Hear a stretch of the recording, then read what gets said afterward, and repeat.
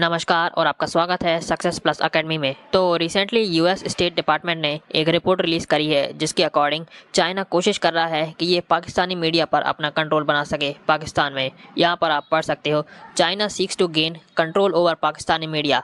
और ये ऐसा नहीं है कि चाइना सिर्फ किसी पर्टिकुलर सेक्शन को कंट्रोल करने की कोशिश कर रहा है, बल्कि पाकिस्तानी मीडिया के एक सिग्निफिकेंट पोर्शन को कंट्रोल करने की कोशिश की जा रही है ताकि चाइना अपने नैरेटिव को स्प्रेड कर सके। बट वहीं दोनों पाकिस्तान और चाइना का कहना है कि ये मीडिया फोरम का यूज़ करेंगे जिससे कि ये प्रोपेगेंडा और डिसइंफॉर्मेशन जो इनके अगेंस्ट स्प्रेड किया जाता है उसे टैकल कर सके ना। यहाँ पर ये कैसे टैकल करेंगे प्रोपेगेंडा और डिसइंफॉर्मेशन? देखो, चाइना पाकिस्तान दोनों ने एक इनिशिएटिव लॉन्च किया है, CPEC rapid response information network. जी हाँ, ये वही CPEC है, चाइना पाकिस्तान इकोनॉमिक कॉरिडोर, जिसमें चाइना ने पाकिस्तान में मैसिव इन्वेस्टमेंट कर रखी है। और उसके अलावा दोनों देशों ने प्लेज किया है कि ये China Pakistan media corridor launch करेंगे अपना नैरेटिव स्प्रेड करने के लिए। ना चाइना ऐसा इसलिए कर रहा है क्योंकि आपने देखा होगा कि पिछले 5-6 सालों में जो पाकिस्तान चाइना इकोनॉमिक कॉरिडोर है उससे रिलेटेड कुछ पॉजिटिव न्यूज़ नहीं आ रही है। इवन ये प्रोजेक्ट डिले होता जा रहा है अपनी तय की गई डेट से। यहाँ पर आप पढ़ सकते हो, delayed in CPEC project showing frustration in Pakistan China report. So इस इशू को डिस्कस करने से पहले मैं आपको बता दूं कि CPEC है क्या। देखो, आज से 10 साल पहले चाइना ने एक प्रोजेक्ट लॉन्च किया था बेल्ट एंड रोड इनिशिएटिव नाम से, जहां पर 150 देशों में इन्वेस्ट करने की बात कही थी चाइना ने, वहां पर इंफ्रास्ट्रक्चर डेवलप करने की बात कही थी। सो इस प्रोजेक्ट को लेकर शी जिनपिंग की फॉरेन पॉलिसी को सेंटर पीस कहा गया था क्योंकि चाइना अपने आप को एक ग्लोबल पावर या राइजिंग पावर के रूप में दिखाना चाहता था। चाइना अपना इन्फ्लुएंस पूरी दुनिया में बढ़ाना चाहता है। So as of now BRI जो प्रोजेक्ट है वो 155 देशों ने साइन कर रखा है, जिसमें कि वर्ल्ड की 75% पॉपुलेशन इंक्लूडेड है। हालांकि मैं यहाँ पर ये ऐड कर दूं कि कई ऐसे भी देश हैं जो इस प्रोजेक्ट से बाहर होना चाहते हैं क्योंकि ज़्यादातर देशों ने कोरोना पेंडेमिक से पहले इस प्रोजेक्ट को साइन किया था। बट कोरोना पेंडेमिक के बाद जैसे ही ये देखा गया कि चाइना दूसरे देशों को बुली कर रहा है, तब ज़्यादातर देशों ने इस प्रोजेक्ट से बाहर होने की सोची क्योंकि चाइना की इमेज पूरी वर्ल्ड में उस टाइम तक मैसिव लेवल पर डैमेज हो चुकी थी। और तब तक कई देशों को पता चल गया था कि चाइना पर डिपेंडेंट रहना सबसे ज़्यादा इकोनॉमिक डैमेज पहुंचा सकता है कंट्रीज़ को, क्योंकि BRI प्रोजेक्ट से चाइना कई देशों को अपनी डेट ट्रैप पॉलिसी में फंसा चुका था। इसका मोस्ट प्रोमिनेंट एग्जांपल है श्रीलंका और पाकिस्तान।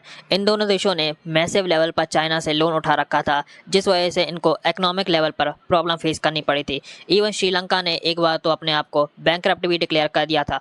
ऑब्वियसली इसमें श्रीलंका की इकोनॉमिक मिसमैनेजमेंट और दुनिया भर से उठाया हुआ लोन था जो कि रीज़न बना था बैंकरप्सी का। वहीं आप मैप में देख सकते हो कि चाइना का BRI प्रोजेक्ट, जहां पर इन्होंने कई सारे कॉरिडोर्स डेवलप करने की बात कही है, ओपन करने की बात कही है।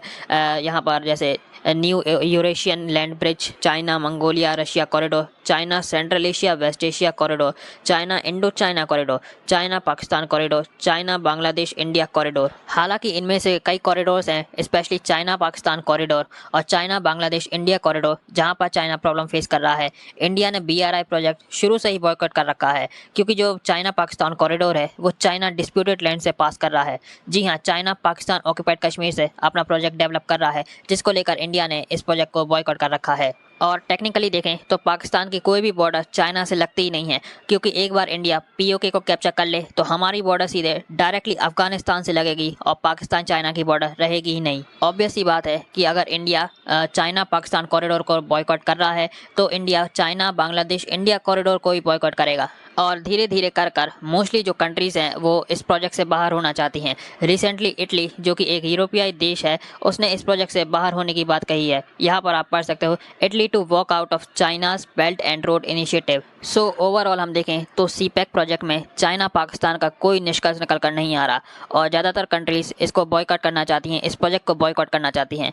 ये अपने आप में एक नेगेटिव इमेज भेजता है CPEC प्रोजेक्ट की और बेल्ट एंड रोड इनिशिएटिव की। सो इस नेगेटिव इमेज को काउंटर करने के लिए चाइना अब मैसिव लेवल पर इन्वेस्ट करेगा दुनिया भर के मीडिया हाउसेस में, जहां पर ये इस नैरेटिव को काउंटर कर सकेंगे। ऑब्वियसली पाकिस्तान इनमें से एक है, क्योंकि रिसेंट के कुछ सालों में पाकिस्तान में CPEC को लेकर एक जेन्युइन क्वेश्चन बना हुआ है कि ये प्रोजेक्ट टाइम पर कंप्लीट हो पाएगा या नहीं, इस प्रोजेक्ट से पाकिस्तान को जितनी जॉब्स मिलनी थी वो मिलेगी या नहीं।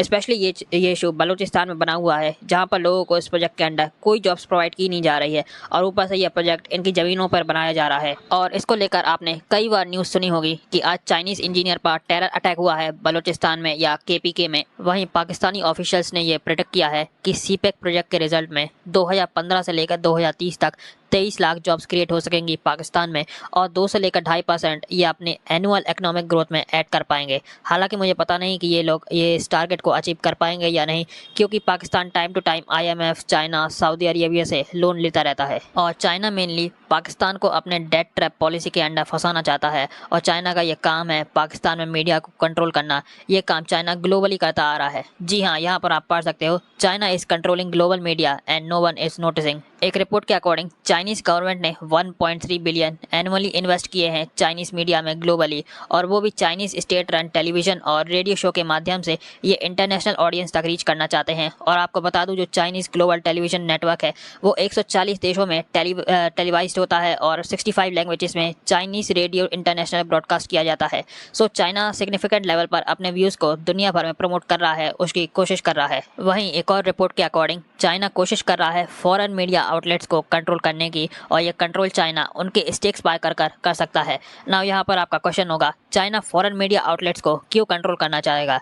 देखो, चाइना अपने देश में मैसिव लेवल पर मीडिया को कंट्रोल में रखता है। अगर चाइना में गवर्नमेंट को क्रिटिसाइज किया जाता है तो चाइना उसे सेंसरशिप कर देता है, और जिसने गवर्नमेंट को क्रिटिसाइज किया हो या कुछ लिखा हो सोशल मीडिया पर, उस पर गवर्नमेंट एक्शन लेती है, उसे जेल में डाल देती है। और यही काम चाइना ग्लोबली करना चाहता है। हालांकि ये किसी को जेल में नहीं डाल सकते, बट ये अपने व्यू पॉइंट को दुनिया भर में स्प्रेड कर सकते हैं। और जो चाइना को क्रिटिसाइज करता है या चाइनीज गवर्नमेंट को क्रिटिसाइज करता है, उसे दबाने की जरूर कोशिश की जाएगी, और चाइना की जो गुड साइड है उसे अकेले पूरे दुनिया भर में प्रमोट की जाएगी, जिससे कि चाइना की जो सॉफ्ट पावर है वो पूरे वर्ल्ड में इंक्रीज होगी। और अगेन चाइना ये काम यूरोप, अमेरिका और अफ्रीका में मैसिव लेवल पर कर रहा है। और हमें इस बात से भी रूल आउट नहीं करना चाहिए कि चाइना दूसरे देशों के इलेक्शन को इन्फ्लुएंस करने की कोशिश कर रहा है, और इसको लेकर एक विकिपीडिया पेज भी है, alleged Chinese interference in the 2019 and 2021 Canadian federal election. जी हाँ, चाइना पर आरोप लग चुके हैं कि चाइना कनाडा के इलेक्शन में इंटरफेयर करने की कोशिश कर रहा है। कैनेडियन मीडिया ने 2022 और 2023 में रिपोर्ट निकाली थी कि पीपल्स रिपब्लिक ऑफ चाइना ने कई अटेम्प्ट्स दिए हैं, इंटरफेयर किए हैं कैनेडियन फेडरल इलेक्शन में, और इवन कैनेडियन पॉलिटिशियन को थ्रेटन भी किया है। और सेम केस अमेरिका में भी है। यहाँ पर आप पढ़ सकते हो, चाइना's growing attempt to influence US politics. China appears to be increasingly interfering in the US election through intensive lobbying, control of the foreign media outlets and sophisticated disinformation campaigns. Basically China US election में interfere कर रहा है lobbying के द्वारा और foreign media outlets पर control के बल पर, और इवन डिसइंफॉर्मेशन कैंपेन के अंडर। सेम केस ऑस्ट्रेलिया में भी आपको देखने को मिल जाएगा। ऑस्ट्रेलियन सिक्योरिटी एजेंसी ने रिपोर्टेडली इस इशू को एड्रेस किया है, और जो पाकिस्तान का केस है जहां पर चाइना पाकिस्तानी मीडिया को कंट्रोल करने की कोशिश कर रहा है, ये इंसिडेंट ऐसे टाइम पर आया है जब इंडिया में एक न्यूज़ आउटलेट है न्यूज़ क्लिक, इस पर आरोप लगे हैं कि ये चाइना से फंडिंग रिसीव करते हैं और उनका प्रोपेगेंडा इंडिया में स्प्रेड करते हैं, जिसको लेकर न्यूज़ क्लिक के एडिटर को अरेस्ट किया गया था। यहाँ पर आप पढ़ सकते हो, NewsClick editor arrested in India after raids over alleged foreign funding. और जो न्यूज़ क्लिक के फाउंडर हैं और जो एडिटर इन चीफ है प्राभर पुरकायस्था, इनको UAPA के under unlawful activities prevention act और क्रिमिनल कॉन्स्पिरेसी चार्ज के अंडर अरेस्ट किया गया है। सो हम इस बात से भी रूल आउट नहीं कर सकते कि चाइना का network all over the world massive level पर स्प्रेड है, और चाइना अपनी इमेज को सुधारने के लिए और सॉफ्ट पावर को इंक्रीज करने के लिए किसी भी पॉसिबल मीडिया आउटलेट्स को फंड कर सकता है और अपना प्रोपेगेंडा स्प्रेड कर सकता है।